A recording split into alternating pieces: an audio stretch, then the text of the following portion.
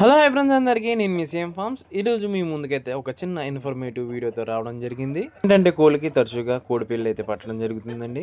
కోడిపేళ్ళు పోవడం కోసం తరచుగా మన రైతులు అయితే బ్రోటాక్స్ అయితే తీసుకురావడం జరుగుతుంది. అది వాటర్లో కలిపి కోళ్ళు ముంచడం జరుగుతుంది. దానివల్ల కూడా అంత రిజల్ట్స్ అయితే కనిపించడం లేదండి.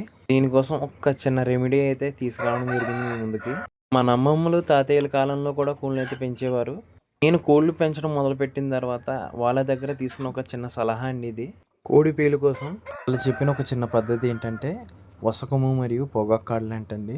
వసకము పేస్ట్ మరియు పొగాక్కాలని వాటర్లో నానబెట్టుకుని రోజంతా నానబెట్టుకోవాలండి. నానబెట్టిన వాటర్లో కోడి పుంజుని అయితే ముంచాలండి. దీని యొక్క తలభాగం అయితే వాటర్లోకి అయితే అసలు వెళ్ళకూడదండి. వాటర్ అనేది కంట్లో కూడా పడకూడదు. పొగాకులో నికోటిన్ అనేది ఉంటుందండి, అది పురుగుని చంపుతుంది. వసకం యొక్క ఘాటు మరియు వాసనకి కోడిపేలు అయితే ఆగవండి, వెళ్ళిపోతాయి. వీడియో షేర్ చేయడం వల్ల ఎంతోమంది కాకపోయినాను ఎవరైతే బేసిక్లో ఉన్నారో వాళ్ళకైతే ఉపయోగపడుతుందండి.